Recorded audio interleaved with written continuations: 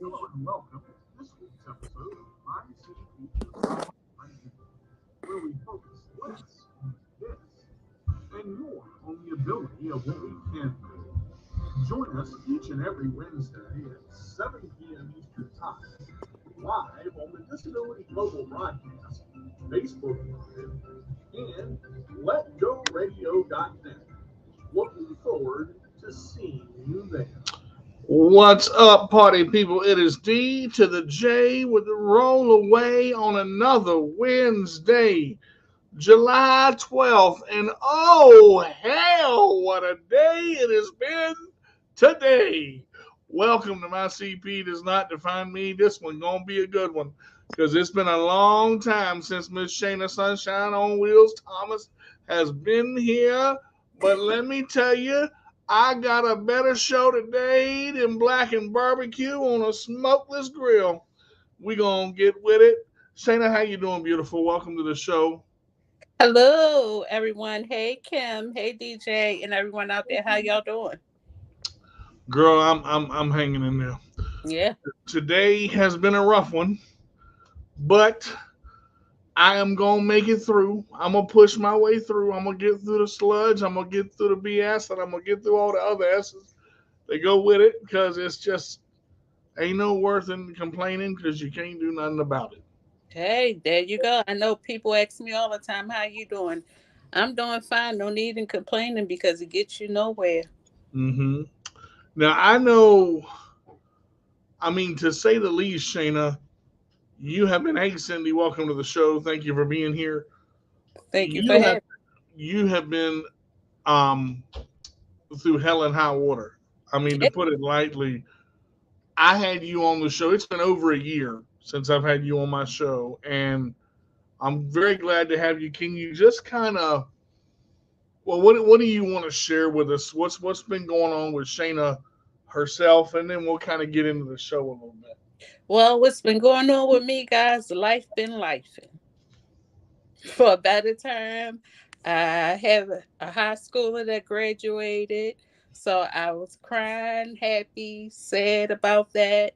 Happy he Mhm. graduated. Sad he no longer will need his mommies, but I have to learn that he has to grow up and do, for himself now. And one Mhm. thing my cousin taught me during Colin's graduation gathering is that you have to trust that what you instilled in him, he's going to go out and do the right thing and you be okay with it. So So, I'm getting that in now. Being okay that what I have taught Colin, what my family, what we have put inside of him, that mhm. he will know right from wrong and he will pick right when wrong is present. And if he feels as though that is too much, he can come and communicate with us what's going on with him.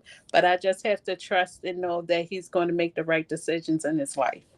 you know, you're talking about an impact decision, and that's kind of what we're talking about today is the impact decision itself. Colin is now graduated, going and going to college now. So, I mean, as far as what you've instilled in him, what makes you, what are the core values that you try to instill in him, as he approaches, that 18, 19 now, getting in there, graduating, and going on to start that journey called life. Pay your bills on time. If it's too much, let it be known. Don't hide. Don't hold anything in. If you feel as though you need to talk to someone, please go and talk to someone. If you don't want to talk to me, that's okay. But please talk to someone about anything that's bothering you. Respect others. Always continue to be a leader. Continue to help others that need help. And if you can, and if you can, if you see someone that have grown up without any type of figure in their life and they're looking towards someone, I want you to be that role model. I want you to be that mentor. I want you to be that person that help the other person along the way. Have you found that moment yet where Colin has said, "Mom, I can't talk to you about this. I need to go to somebody else. And how hard do you think that is for the child and the parent? No, I haven't came across that moment with him because technically at this point in life we talk and share everything. We talk about the girls, we talk about going out, we talk about him driving, we share everything. We talk about sex, even even if he's having it, he knows about protection, and the best birth control out there is having children. Let me tell you something. I've learned my lesson. It may have took me twice, but I've learned not to do it because you may not be able to handle it. And I wanted him and his sister to see all the things that I went through so Hmm. that they know that I'm not going to go that route because I saw mommy go through that. I'm going to pick a different route. Like, wait until you're married to have Hmm. children. Hmm. Wait until you have yourself established to have children. Wait until you have, if you're going to run your business, if you want to have businesses and things like that, have that together. Have the groundwork done before you start building.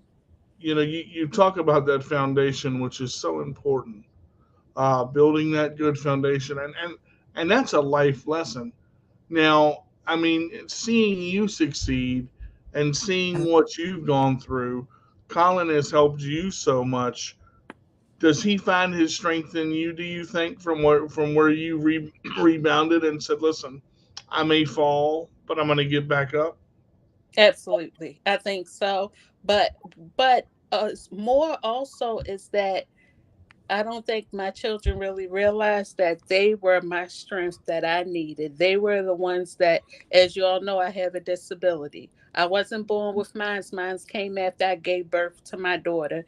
And of course, I was bitter, angry, sad, upset, mad, and depressed. But once I got into my first wheelchair and Hmm. to see my son, we were going into Walmart and I'm stopping to allow others to go before me, and for my son to say no, let them stop. You're no different from them. They can wait for you. You go ahead and go. So little do they know they gave me the push that I needed. So How often do you think that happens in the world where the role is reversed? You think that the parent is supporting the child in a sense, but the child turns around and supports the parent. I think it happens a lot Why is that?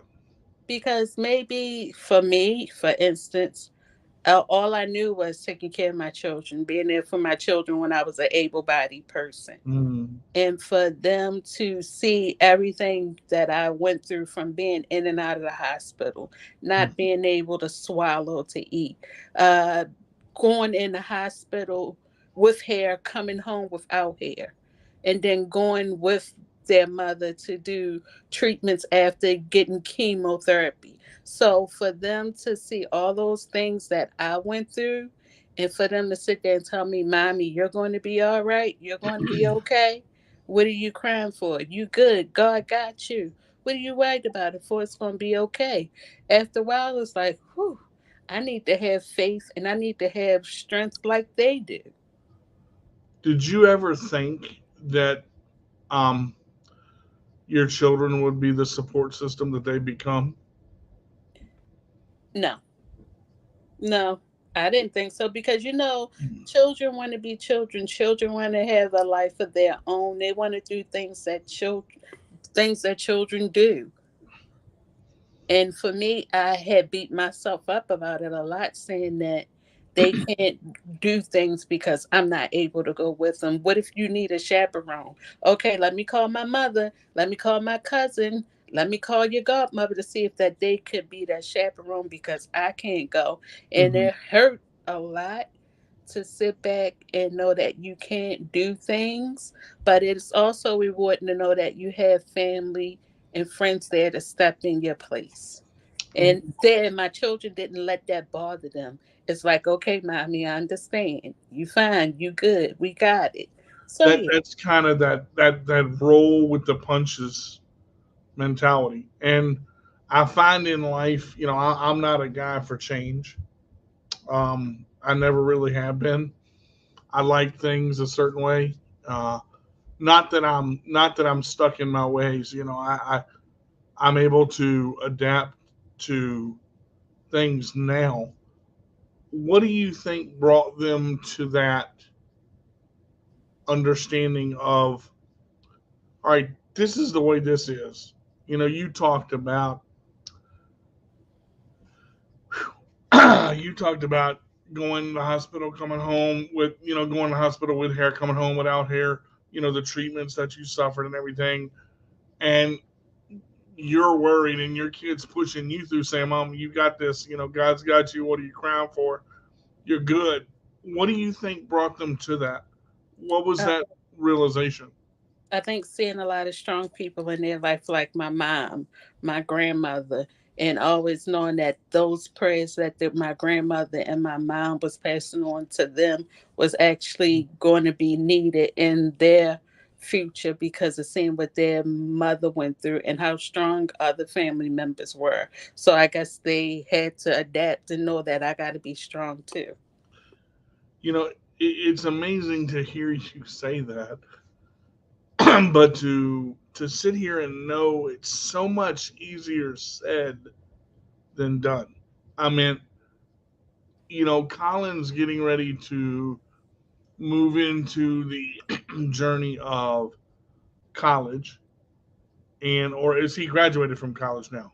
No, he graduated from high school. That's right. Okay, Hmm. so going into college now, away from mom, living on campus or whatever he's going to do. Are you ready for the baby bird? I mean, I know he's not the baby bird anymore, but are you ready for the baby bird to fly from the nest? Yes and no. Mm-hmm. I say I'm ready because I want him to have that experience, especially things that I didn't experience. Mm-hmm. I want him to have those types of experiences. And then, no, because I always want to be there, You know, be that mama bear. But I have to right, know that I right. got to let him go. And like my cousin say, trust that what I've instilled in him, he will use it when he need to, those tools. We talk about the mama bear instinct to where you don't want to let them go. You want to be there. You want to hold that hand a little longer. Do you think that some hold the hand too long and don't let their children experience what they need? Do you think, Absolutely. I do think that some parents, some of us do that, but not knowing that we're hurting our children because what if one day, God forbid, you up and leave this world? So what will your children know? Because the only thing they did know was the parents always being there. So sometimes we got to let them go and let them mm, fly and do the things that they want to do and need to do for themselves because one day you may not be here. And then what will they do then? I've known you, gosh, Lord have mercy. Quite some time. I've known you quite some time. I believe I knew Colin when he was 12 or Mm-hmm. 13. Yeah, 12. And seeing him, I remember a moment. I remember a moment where he got on YouTube and was inspired by something I had done and totally flipped the script. And the moment that I'm talking about. And that's when I became very interested in what his life was doing. I started asking questions, what he wanted to be, where he wanted to go Mm-hmm. on these impact decisions now that are coming up. The ones, he's driving on the road now all the time. He's Mm-hmm. got his license. He's graduated. He works How? a full-time job. Yeah, He doesn't. I mean, that in itself at 18 years old. He's got the life. He's getting the life experience and getting the life part figured out. How do you? I want to say stay with it, to be there, but not, you're not in the box, letting the bird fly a little bit. You understand what I'm saying? How Yeah, do you be there but you don't overstep, because Colin is so generous and Colin will do so much for others before himself, and that is a generosity in him that you installed, because you're the same way. And I know, you talking about polymyositis, going, and that just literally knocked you straight on your butt, and you had to change your ways. How do you be there for him without overstepping? And do you feel like y'all have that great communication where you say, listen, if I overstep, tell me? yeah, we got that communication down pat. It's not if I overstep, tell me. He'll be like, "Mine, chill. I got this. Yeah. I got I, it. I know what to do. I got it. You already told me. You already showed me. My chill. I got this." And it's times I go to them, the 17 and 16, like, "What y'all think I should do? Should I do this or should I do that?" And they'll tell me, "Mine. You got to make up the decision for yourself because you're the one that's got to live with it." in all the things that you've gone through, and I don't think you'll mind me sharing this, you went through a rough patch. Yeah, Disability messed you up pretty bad, and there were times where you didn't know how you were going to get from one thing to the next. yeah. And just so happened, guess who steps in? The That, children. and you talk to me about that. There's a smile I'm talking about. When that happened,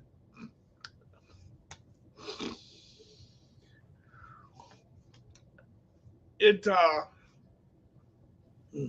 it did Well, something to you. yeah. In a way, it was like, wow, how can I be coming to y'all when y'all need to be the ones coming to me? And their response is, we family. We all we got. We got to stick together. That's what you taught us, right? So we got to look out for one another. To hear your kids say that, and to see both of them doing that at the same time because they want to do it. They know there's a need, but they want to do it. How Yeah. does that make you feel as a mom? It made me feel like that I done something right. It made me feel like that although I live with a disability, I'm in a chair. A lot of people say you shouldn't have your children. They should be gone. You can't take care of them. But it's just the fact that I didn't allow that negativity patch to, you know, get me down. Of course, it was hard. I didn't know whether I was coming or going. Couldn't connect A to B. But yet we survived it. We made it happen. And I did it without them being taken away. I did it without any police come knocking at my door saying that my children done this, my children done that. I did it with children being on an honor roll, going to school every day. My son graduated with a 3.89 grade point average. National Honor Society, honor roll every fourth quarter, and worked and did community service. And even had to come and help mommy in the middle of the night when she had to go to the bathroom. So I did it. And for people out there that say you can't do it because you're in a wheelchair, you can't do it because you have a disability, they're lying. You can do it. May not know how, but it can be done. And those moments where you didn't know, that that that he stepped in, and Shania stepped in as well. I I just see such a growth in you from what you went through. I mean, we share a lot of stuff. We've been talking gosh, almost 8 years. Hmm. And that's there's certain things you go, okay, I understand that, that's great, but to go to work and to go to school, maintain your grades, keep up your chores, help your mom, that is the extra mileage of life. I And I you, did it all. Nobody's smoking weed. Nobody's drinking. Nobody's having wild sex and bringing children home. mm-hmm. Nobody's disrespecting me. You I, did it the right way. yeah, with the help of family and friends, of course. But yeah, I just, I guess there's so many parents that say, I wish I had done, I wish, I want to leave my child with something better than I had. And look at what your children are doing now at 16 and 17 years old. Those impact decisions. What are we and going to but talk about? Hmm. let me tell you, and not only Colin, that I have my daughter Shania, who Hmm. wants to go to school for law. She's interning at a courthouse in Baltimore City under a judge. So I mean, I don't. That's all I can say. Nobody but God. Well, I mean, and we've talked about some of the things that you went through Hmm. because life's a battle, and it's got hills and valleys, and you and I talk about that. But those impactful decisions where you know that you've done all you can, and you see it in the production of your children's growth, and they're taking those life lessons that you taught them, and they are putting them to the test and using them correctly. So it goes to show that not all children are going to be raised the right way and go off half cocked and do crazy stuff. I mean, Yeah. you got some children out there that are going to be loved by their parents, be taught by their parents, be shown by their parents, and they're going to make a decision. And everybody messes up. Everybody messes up. It's life. That happens. Right. When you don't instill, you only get one biological mother. If you're lucky and you get adopted, you get two. Okay. I I really, I have to commend you because I know Colin and Shania very well, and the mentality of do for others first before we do for ourselves, but keep our family afloat. And we got to keep our heads above water. If you're in the boat, you got to swim. And Mhm. that's what I like about your family.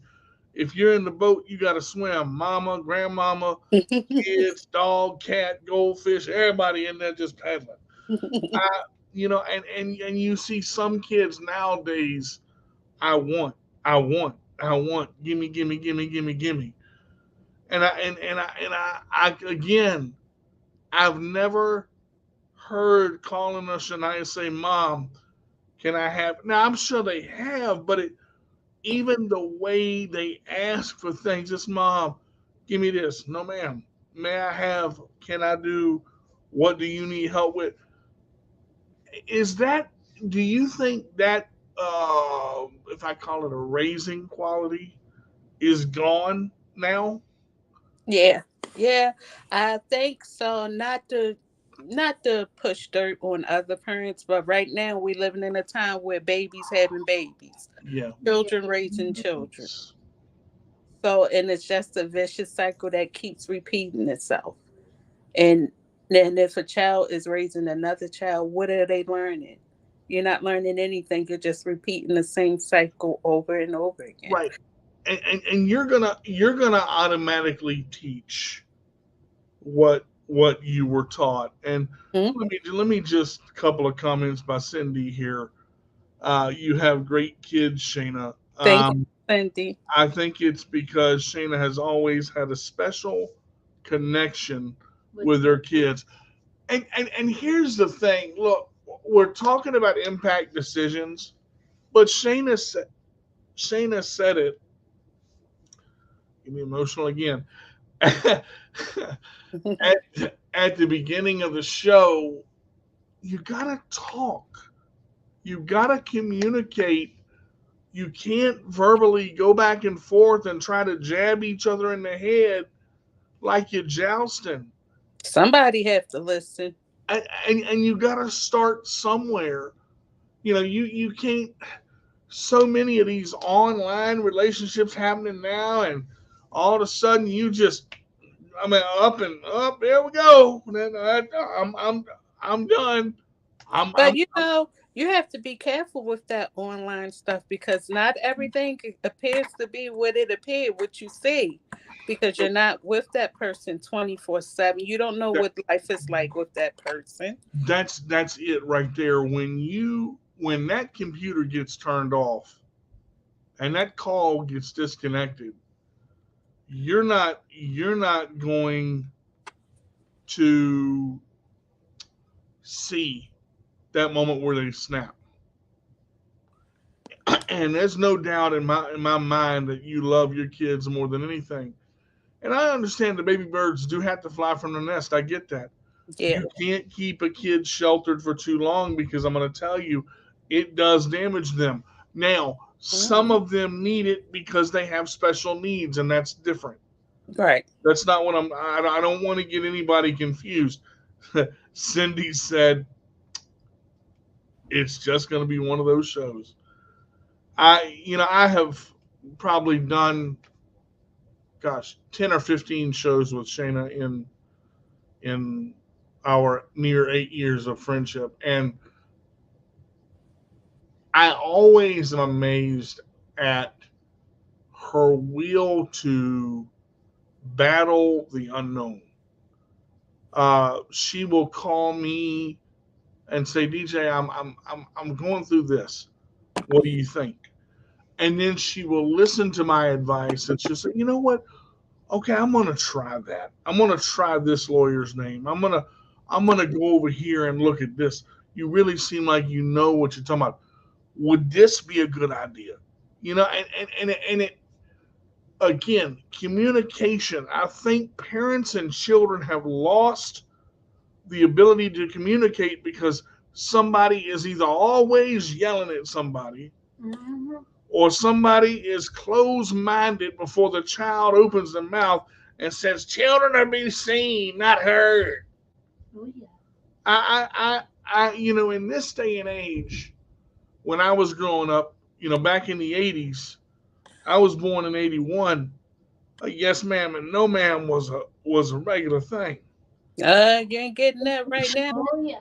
I, I, and Sunday dinner, with grandma and grandpa was regular. You don't Well, have kids sitting down at the table. I think the true values of family is going out the window. I believe that it's dissipated. I believe that it's dissipated so much, and you don't have the same grandmas anymore. Now you got what's the grandmother 30? mm-hmm, The mm-hmm, mother what, 15, 16? So mm-hmm. you don't the grandparents are a lot of them Man, are here. I tell you, I tell you, More child babies, raising babies. and you again, my mother worked three jobs to raise two kids, one with a disability. We always had food on the table. Sometimes it was hot dogs, sometimes it was potatoes, sometimes it was hot dog and potatoes. Sometimes we had to imagine the onion.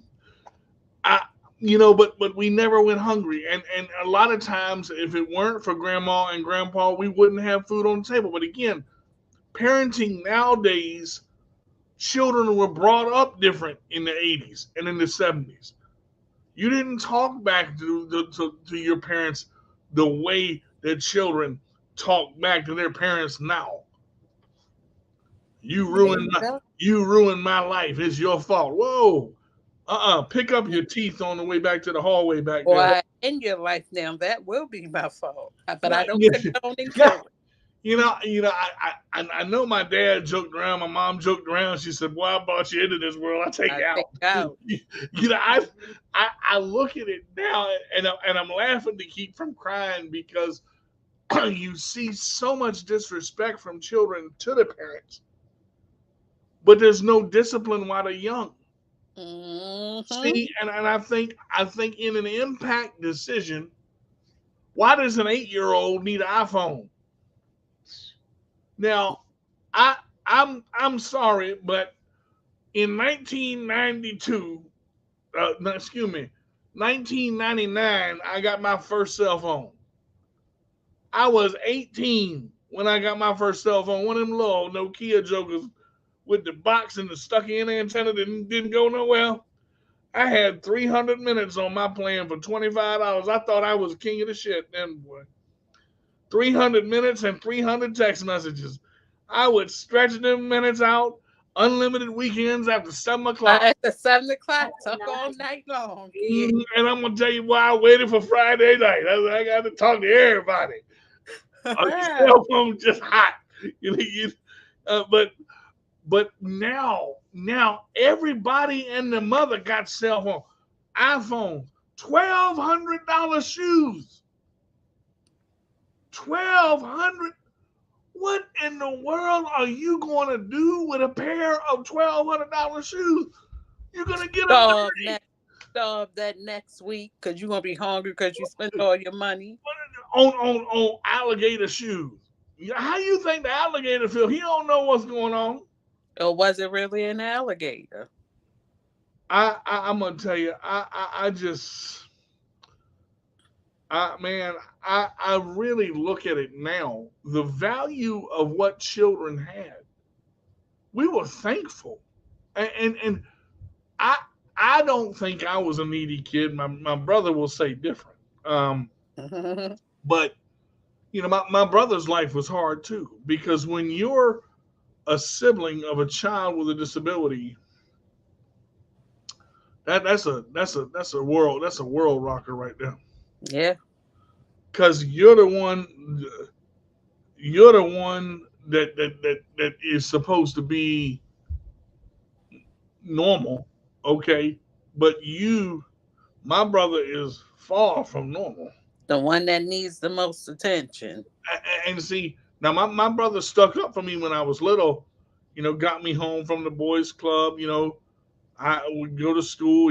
Sometimes he'd get me off the bus, but I always wondered, about how mom felt about having a child with a disability and then having that 7-year age difference. Well, when I'm 12 and he's 18 or 19, that's a big difference. But Yeah. when I'm 20, Starting all over again. Oh my.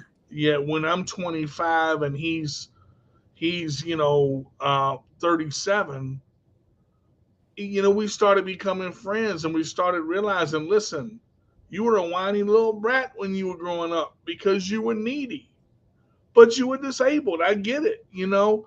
Matthew Burton, what's up, brother? What's up? What's up? What's up? Daniel, thank you for coming in, bro. That's all right. You're a little late, better late than never. I understand that life is hard, but now let's reverse the role a little bit. You're a child and you have a mom with a disability. So let's flip the script around, and now you're taking. Did you ever feel like you were taking away their childhood? Heck yeah. Mm-hmm. Every day for 10 years straight. Yes. And during those 10 years, I was living with. I was depressed because once again, I wasn't born with my disability. My disability came after I had my daughter. So I had to stop working. I had to stop doing the things that I called normal, Mm-hmm. that I was independent doing. And now my whole world is shut down. Right. And the roles have been reversed because now mommy, you got to look out for mommy. And mommy can't look out for you like mommy's supposed to because mommy's disabled. But correct me if I'm wrong. From point A all the way to where we are now. And I remember, talking to you about this again. We've done a lot of shows together. They accepted that role, and it did not interfere. We ain't talking about black and white. We're talking about straight life. It is. It didn't interfere with what they did. They sacrificed. You sacrificed. You had. I mean, you had things you couldn't eat. Lord have mercy. The list of foods you can't eat. I don't know how you stay alive. Jesus help me, Lord. You listed off 12 of them. I said, just kill me now. I But mean, that it again, still didn't stop them from having their things that they like. But mhm, hey, the mhm. roles were switched. Things changed tremendously. Do you think our children now need a dose of new reality, or do you think they need a dose of the old reality? Is there a way we can go back and get some of that foundation of the 80s? Yeah, if you got someone in the family where you can go to for guidance to find it, or family or a friend. See, and I think that is, again, we're talking about something that is so valuable. And life experience, again, impact decisions, life experience. We had to be home by the time the streetlights came on. Mm-hmm. My game, one of my games that I played growing up, I had a ramp on the side of my house. Okay, got out of my chair, went outside, crawled down the ramp, went underneath, and head and played Army Men for about 5, 6 hours. Mom say, "Come on in, wash up for dinner." I poke my head out, crawl up the ramp, get in the chair, eat the dinner, go to bed, wake up, go to school, get dressed. You had chores that you had to do. You had parents being parents. And it wasn't about what am I going to get. My allowance was $2 until I was 8. $2. I was happy with that $2, boy. But when it went to 5, whoo! You were rich. I thought I was king of the. But you know what I think plays a major role in it? Once again, going back to that family. Like I had my mom has OCD. She cleans, cleans, cleans, cleans. She may not know how to cook, but she cleans, cleans, cleans. She instilled that in my children to make sure you clean, to make sure things is organized, to make sure that you get your things together the night before. So when you get up in the morning, you only have to do this, that, and get dressed. Always keep your house clean. Keep your clothes clean. Clean up. So those things were instilled in them. Now let me tell you something. By the time my children were 11, they knew how to use a wash machine. They knew how to separate clothes. They knew how to much detergent, how much bleach to use. They knew how to, we have hardwood floors. They knew how to clean the hardwood floors. They know about cleaning the bathroom. They know about making sure the house is vacuumed. They know about wiping walls and doing base sports and things like that. Mhm. So once again, it goes back to what has been instilled in them. You know, I went off on my mother one time. I can remember for sure every Saturday morning I had to clean my room, do the dishes, and wash the baseboards with a rag. I was about 12. Something inside my brain said, "You almost as big as her. Go ahead." You could take it. Yeah, okay. She said, "DJ, time to do your chores, honey." I said, "I don't feel like it." Uh, DJ, go do your chores. I said I don't feel like it. Oh, you wouldn't live. See, now at this time, my mother became about 3 feet taller and wore Superman's cape and said, "Dennis Craig Carter Jr., if you don't get your ass in that hallway and do them baseboards and clean your room, I'm gonna beat you till you can't sit down." Now you gotta understand, I'm a child with CP. Sitting down is what I know how to do. You do that best. That is my number one go-to. You gon' Jeffrey, what's up, baby? Um, you gonna beat me till I can't sit down, and then what am I gonna do? Lay on my back. I cleaned the baseboards in my house, the neighbor's house, did the dishes, scrubbed the floors, cooked the dinner. I was cleaning until I went to bed. I said, Mom, I'm sorry.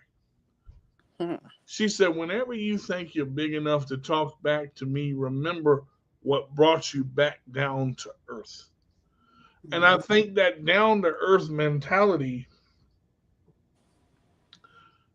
is forgotten in a lot of parent and children relationship. I'm not your friend. I'm Yeah, your mother. I'm your father. But I want to discipline the right way. right. If you don't start early, and when I'm talking about early, I'm talking about 8 months, 9 months, when they start pushing them buttons. Mm-hmm. I said, don't touch that. Go over there and pop that hand. They look at you like you crazy, like you lost your mind.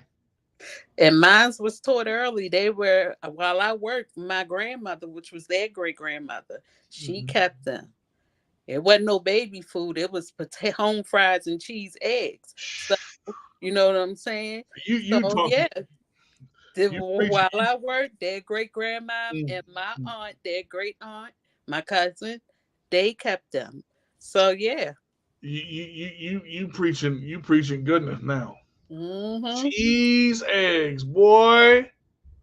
Mm-hmm. I'm Fat back. I'm gonna tell you. I remember. God, I done got emotional 4 or 5 times on this. My grandmother. I learned. You and I have talked about this too. I learned all my cooking from my grandmother and my mother and brother and grandfather. And and I remember that grandma used to make Nanny used to make scrambled egg sandwiches, boy. And I'm talking about I don't care how you do it. You get the egg and the milk in there and you try to fluff them bad boys. I couldn't fluff the egg, no way. Half the egg was over here, half the egg was burnt on the side trying to turn it. Egg done lost. Every time she made it, had just enough butter on the toast. I I miss that. Yeah, it's gone. Yeah, but what we have to learn that what they instilled in us is still here, and Mm-hmm. it's up to us to keep it going. So what they taught us, it didn't die. Mm-hmm. It's within us, but it's up to us to bring those things out and keep them going. We're going to 8:30 because I started a little late today, guys. But just a couple of comments. Um, Matthew said, "I'm sorry, I'm late, a little late, but I'm here." Jeff said, "I know about that. Saturday mornings hit different, and this right here. I learned from my siblings what not to do. I had some Mhm. troublemakers in my family."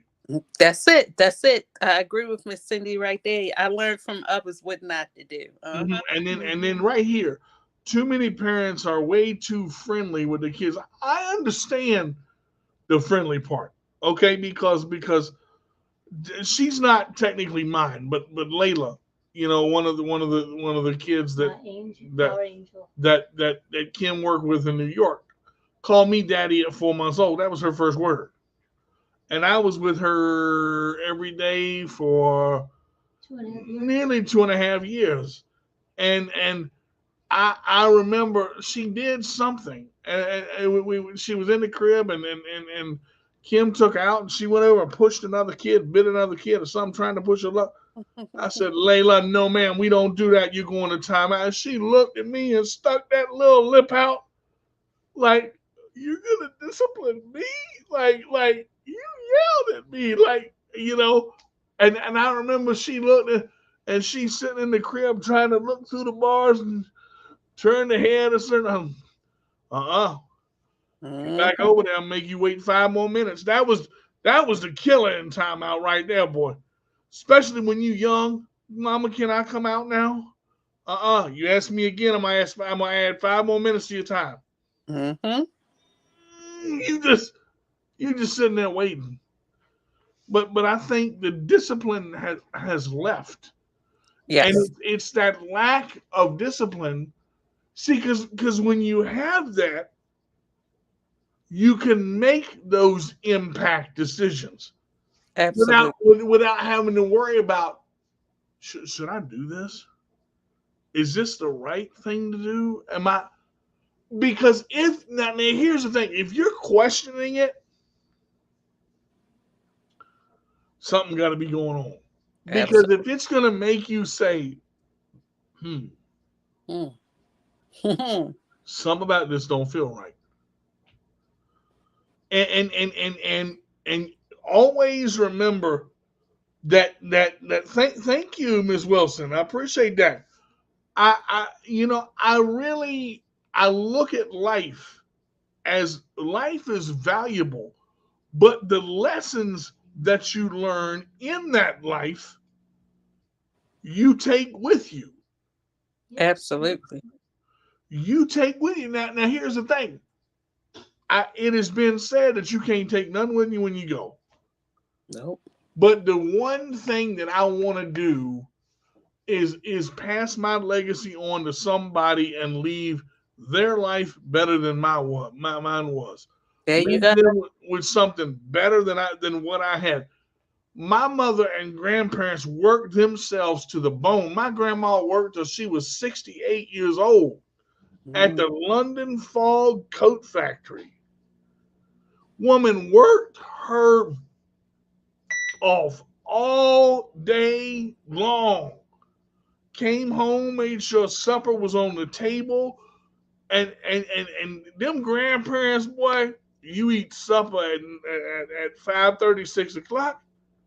You eat lunch between 12:31, and you go to bed by 10:30, 11 o'clock. They out. You wake up 6 o'clock, run the whole shebang one more again. I remember doing homework sitting at my grandmother's table when I was in high school. Well, we had homework. God, we had books. Mama said, Grandmama said, "All right, baby, eat some supper. You can get back to your homework later. Down that supper, get in that book, get it done."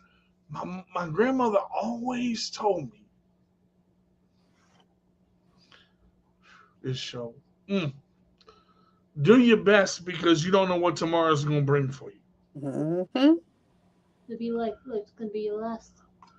You gotta. I agree with that. You gotta live each day of your life like it's gonna be the last day you're there. But you gotta see, and I think what people don't realize is what you get out of life you're gonna get out of life what you put into it. Put in it. Yep.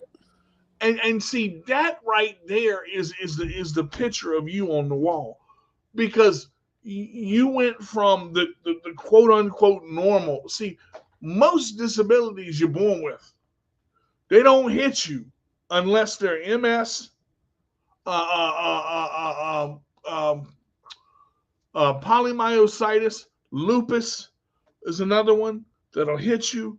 Most of them don't hit you until you know when it's too late. You start young. How old were you when you were diagnosed with polymyositis? Let's see. I had my daughter at 22. Mm-hmm. 6 week checkup. Told the doctors I wasn't feeling good. They told me to lose weight.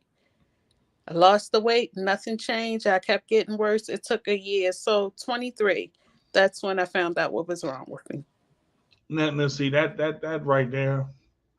Oh, that waiting game. Mm-mm, mm-mm, It took a whole year for them to figure out what's wrong with me. 5 different hospitals. And mm. each hospital told me that I was at the right place for it, which was Johns Hopkins. And there's a couple comments here too, and y'all are so awesome. Thank y'all for tuning in with us and hanging with us. Um, and I really appreciate it. Cindy right here. And when these kids get older, their parents better watch out because see, this is discipline from my parents is what taught me work ethic. Again, going from something where you're into something and you're working at the grind every day and you're getting that discipline and you get in trouble and they discipline you and you realize, okay, I'm not going to do that again because I don't want to be in that situation. Mm-hmm. And see, my mother did a hell of a job raising me and my brother. How I mean, it's hard enough working one job, Yeah. but three. Hell, it's hard enough not being able to work, but yet you still gotta manage to still put food on the table, still keep lights on, still keep shoes on the feet. So yeah, Because the bills keep coming whether you work or not. bills come, children keep growing, ain't nothing stopping it. So I just at this point, to me, it is what it is. Suck it up, buttercup. Get out there Mhm, and do what you gotta do. mhm. Let me ask you this, and we'll take a little turn to finish up. We got about 8 minutes before we end. What do you think the world is missing in a parent and child relationship? Well, what I think, I'm not an expert at this. I'm only talking about what I went through with my children. You missing love, you missing communication, you missing respect, There it is. you missing discipline, Mm, mm. you missing accountability. Oh, that's a good one. Let's cover two of those: respect and accountability. Hmm. I think being responsible for your own actions. What age do you think a child is absolutely responsible for their own actions? For me, I'm only speaking this from experience. I say starting off at the age of 8. Really? Yeah. So you say at the age of 8 years old, a child should be accountable for their own actions. Yeah, by 8, you should know right from wrong. If mommy told you not to touch that oven at 6 and you touched it again at 7, now at 8, mommy not going to tell you no more, don't touch that oven because now you're going to feel the burn. And I believe there's respect in that because my thing is respect is never given; it's always earned. Yeah. And again, Shayna and I are hitting on topics in this show because if you know Shayna the way I do, see, everybody can say they've been through it. Okay, I've been through hell. You don't know what a person's been through till you walk a mile in their shoes. Everybody experiences their own kind of question, a you know accountability. What am I missing? Accountability for me is being able to say, listen, if I mess up, that's on me. That's on me. I did a lot of stupid stuff in my 20s. I messed up my money, my credit.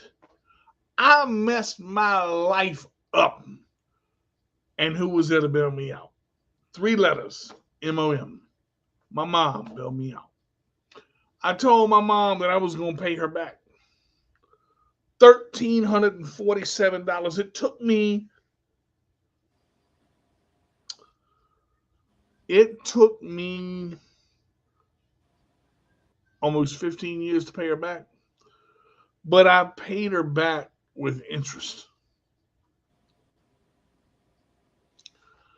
And to do that, every time I tried to pay her, uh-uh, I don't want it. I don't want it. Well, you gonna take it. Because I realized you pay back what you owe, because I hate owing people. I don't want to carry that.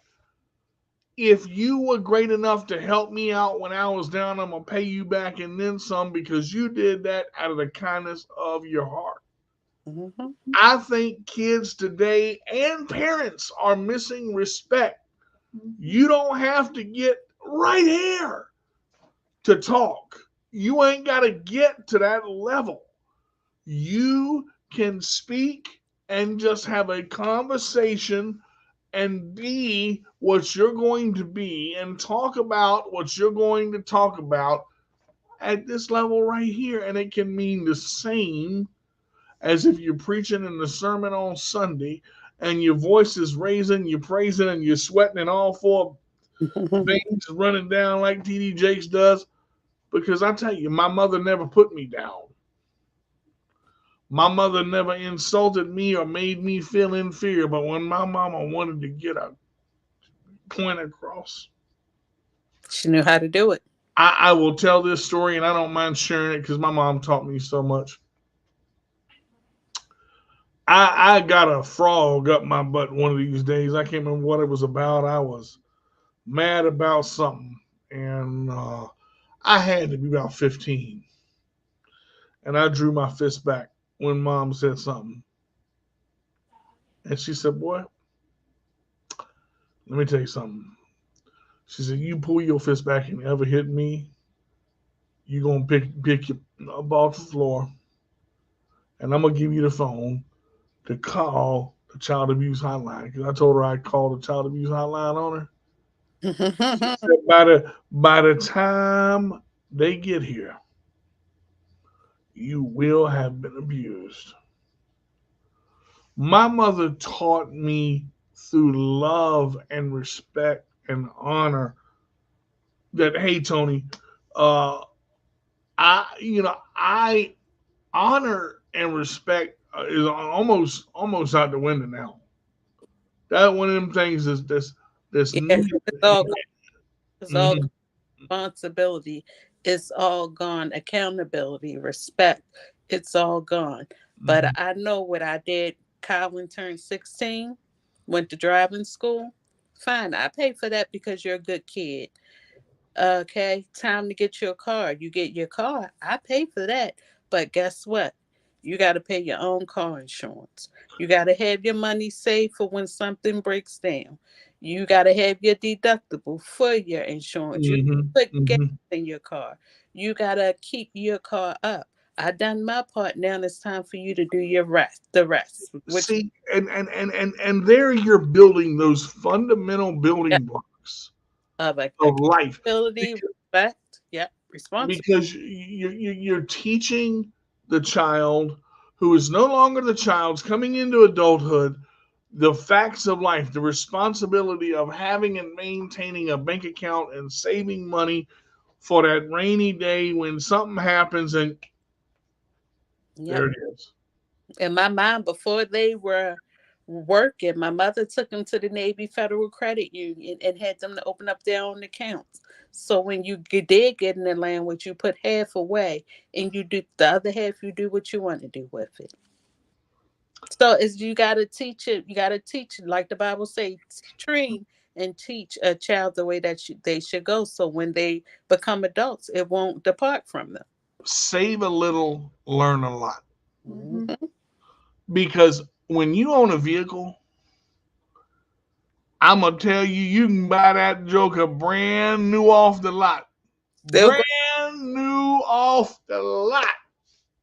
The second you drive that mofo off the lot, depreciation hit. $10,000 less than it was worth. And it don't matter if you got a warranty, you Hmm. got oil changes for life, engine covers for life.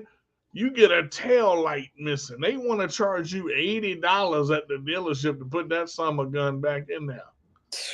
I So tell you what, my buddy down on his back up in the what you call it, putting the light in there for me. I ain't getting charged no $80. No, no. if you can find something that works, go for it. The ability to save money in this country needs to be reinstituted because everybody wants to burn that dollar the second they get it in their pocket. Mm-hmm. Yep. Shana, we about to close out the show, and girl, I love you to death. And I've had such a rough day today, and this show has just, I think, brought me back down to my center. Mhm. Because you could tell right out. You said you want to reschedule. I said no, I need it. No, I need it because I knew who my guest was, and I said, you know what? After today, the day that I've had, We've had. that we've had, yeah, I would definitely. Sorry about that. It it is just everything has hit the fan, Yeah. and to come back with a show like this and just get that breath of fresh air to say, you know what, she went through it too, and yeah, Tony, exactly. Same with buying a house, a homeowner. It a lot. It depreciates a lot. You got to save for everything. Homeowners insurance, no flooding, flooding. That's the one thing you got to watch out for. Not only You, that, you got to watch out for the insurance companies that don't even want to give you insurance because you're living in a high risk area. mm, Mm-hmm. So, Shayna, if you could give advice to a mother who is struggling with her children. She is trying to find a way to get life back on track. What would you say to that struggling mom who is trying to get her life back on track with her two kids that are hard headed and ain't listening? Present company excluded. first sit down with yourself. Whatever, whoever your higher power is, if you believe in God or whatever, go to Him with prayer. Seek Him for with prayer. Pray, pray, pray, pray. Go to your children and let them know, hey, this is what's going on and this is what I need y'all to do. We're Mm, gonna have to come together. You're gonna have to respect me just as much as I respect you. And know that it's not going to be easy. It's going to be hard, and sometimes you're going to want to go around their necks. But please don't do that. We don't want you in jail. We don't want you to kill them. But mm, that you communicate, train them, teach them the respect, accountability, to love one another, be there for one another, and know that we all we got and we got to stick together. So I'm going to need you to step up to the plate. And I know that you can be that strong person that you were meant to be. So I need you to step into that right now and do what I need you to do. So uh, we all can be mhm. okay.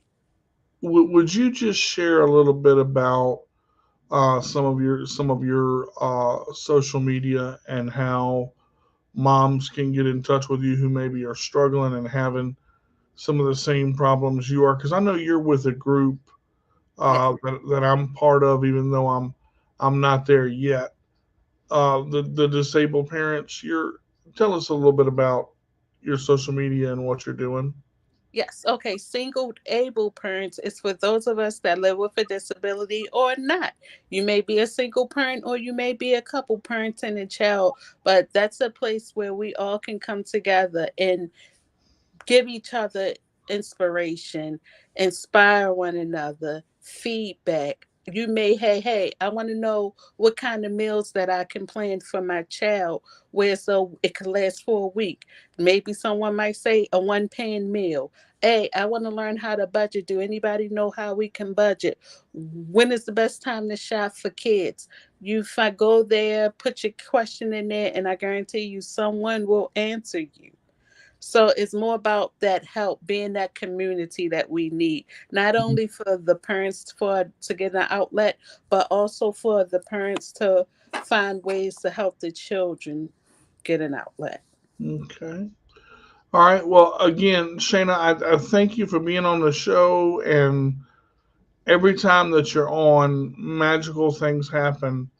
And it's been so long. Gosh, I can't believe it's been over a year since I had you on the show. And it feels like we just picked up right like it was yesterday. Mm-hmm. I just thank you again, and we'll definitely do it again. I know we've done it about 12, 15, 20 times. We'll do it 12, 15, 20 more. But thank everybody for listening, and you guys subscribe to Shayna if she's got a YouTube, she got a Facebook. Go out there, Sunshine on Wheels. Find her, talk to her. This lady knows what she is talking about, and she does it. She does it. She works hard. I like I said, I've known Shana for a long time. As I always say, if you can't be good, be bad, but be good at it. This is D to the J with the roll away. If you'd like to be a guest on My CP Does Not Define Me, you can email me at mycpdoesnotdefinememe at yahoo.com. And please, when you email me, include a picture and a short, let me repeat that word, short 5 to 10 sentence bio about yourself. Just because you email me does not mean you're automatically going to be on the show. I need to set up an interview with you first. My interviews are mostly done on Sundays or every other Sunday to set up that schedule. So I will probably call you on Messenger, or I can call you by phone contact. But again, my CP does not define me. Also, check out my YouTube, Cooking with DJ Carter, Worth the Wait, and Chairmaster Games.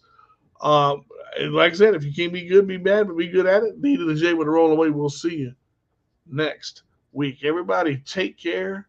Shayna, stick with me for just a minute, and we'll be right back next Wednesday at 7 p.m. Eastern Time for another exciting episode of My CP Does Not Define Me. Take care, everybody. All right, everybody. That's going to do it for this week's episode of My CP Does Not Define Me. As always, you can catch us every Wednesday at 7 p.m. Eastern Time, live on the Disability Global Podcast, Facebook Live, and on www.letgoradio.net. Also, if you haven't already checked out our YouTube channel, My CP Does Not Define Me, where we post all of our show's episodes in our My CP playlist. As always, I'm your host, D to the J with the roll away.